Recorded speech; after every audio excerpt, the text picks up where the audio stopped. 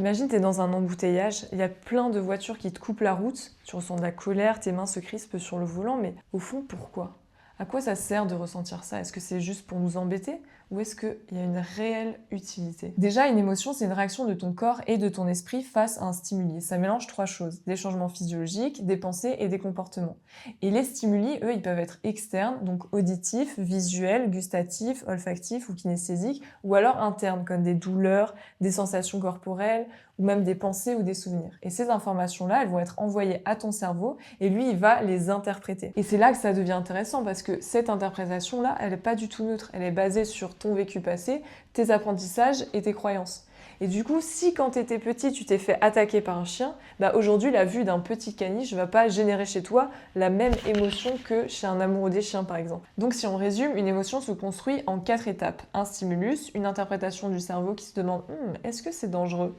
L'interprétation qui crée une émotion, et ensuite la chaîne de commandement qui va s'activer et créer des réactions physiologiques comme le cœur qui s'emballe, de la sueur qui apparaît ou de l'adrénaline. Si à ce moment-là, il y a un danger qui a été détecté, c'est l'amygdale qui va prendre le dessus et déclencher immédiatement un comportement de survie, soit de fuite, soit de combat, soit de sidération. Mais par contre, s'il n'y a aucun danger qui a été détecté, là c'est ton raisonnement qui va prendre le relais et à travers tes pensées et tes croyances, l'émotion elle va pouvoir peut-être être modulée. Mais en tout cas, tu pourras consciemment choisir la manière dont tu vas te comporter en réponse à cette émotion ou à cette situation.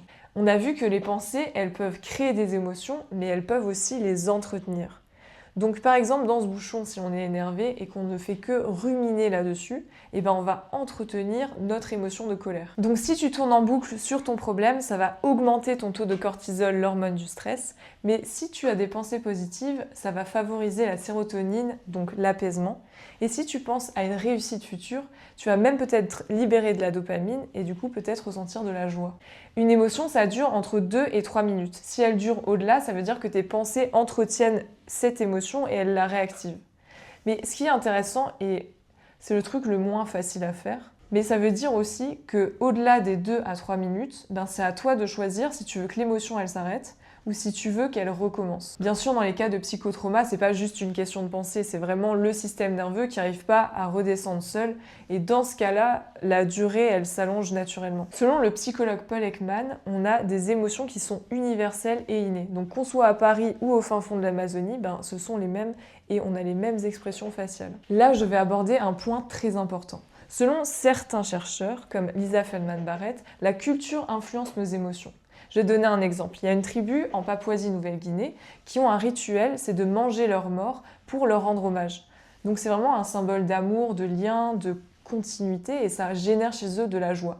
Alors que si un tel acte se passe en France, ça va être perçu comme une transgression majeure, ça va peut-être générer du dégoût ou de la peur chez certaines personnes, parce que dans notre culture, on associe le corps du mort vraiment à quelque chose de sacré, quelque chose d'intouchable.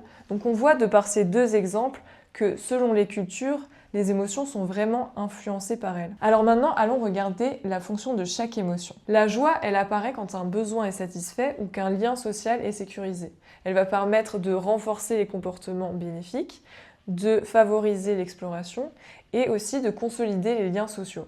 La tristesse, elle apparaît vraiment lors de pertes, de séparation ou de désillusion. Elle va nous pousser à ralentir et elle va nous aider à traiter la perte et l'échec. Elle va nous pousser à l'introspection aussi et à la recherche de liens. La colère, elle va se manifester quand une limite a été franchie ou qu'une injustice a été perçue. Elle va te donner toute l'énergie nécessaire pour que tu puisses agir, manifester ton désaccord et restaurer l'intégrité. La peur, elle apparaît quand une menace est perçue. Elle va mobiliser tout ton organisme pour les réponses de combat, de fuite ou de figement. Et elle va mobiliser ton attention, augmenter ton rythme cardiaque et activer ta vigilance. La surprise, elle apparaît quand il y a quelque chose d'inattendu. Donc elle va te faire arrêter ton action et elle va t'obliger à réévaluer tout ton environnement. C'est une émotion qui est très brève, donc elle va vite passer sur soit de la peur, de la colère, de la joie ou autre. Pour le dégoût, c'est un peu particulier parce que de base, ça nous protège des substances toxiques, des maladies et des contaminations. Mais avec l'évolution humaine, le dégoût, il s'est élargi. Aujourd'hui, il protège l'intégrité psychique, les frontières du soi Et quand on perçoit quelque chose d'inacceptable, on peut parler de dégoût moral ou de dégoût interpersonnel. Est-ce que vous vous rappelez que si aucun danger n'est détecté, c'est votre cerveau conscient qui va prendre le relais? Et après le pic de l'émotion primaire, votre cerveau va se demander mais est-ce que j'ai le droit de ressentir ça? Par exemple, si vous avez ressenti de la colère et que votre cerveau a appris par votre histoire qu'il n'a pas le droit de ressentir de la colère, il va recouvrir ou remplacer cette émotion par une émotion plus acceptable.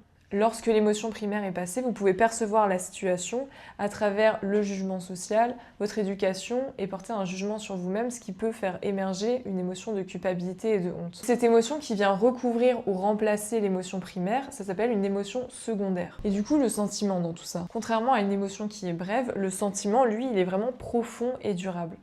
Et en fait, c'est le résultat de la transformation d'une émotion par la répétition, la réflexion et le temps. Du coup, une joie répétée peut devenir un sentiment de bonheur. Lorsqu'une émotion primaire n'a pas été exprimée ou entendue, l'émotion secondaire, elle peut devenir permanente. Donc du coup, une tristesse qui n'a pas été vécue peut devenir une rancœur durable envers quelqu'un. Et cette émotion secondaire, c'est vraiment un bouclier de protection pour ne pas rouvrir la tristesse initiale.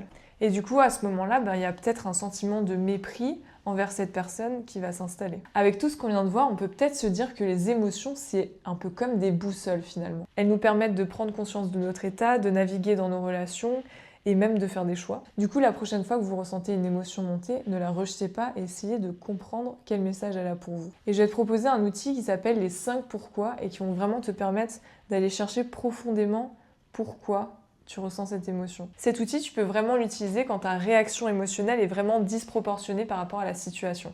Du coup, on se demande pourquoi est-ce que je ressens ça, pourquoi est-ce que ça me touche, pourquoi est-ce que j'en ai besoin et de quoi ça me protège, pourquoi est-ce que ça me pèse, et le dernier, malheureusement ce n'est pas un pourquoi, mais quelle est cette émotion? Souvent la colère, ça nous protège de l'impuissance, le cynisme et le mépris, ça nous protège de la déception, et l'anxiété, ça nous protège vraiment de la confrontation avec une peur bien précise.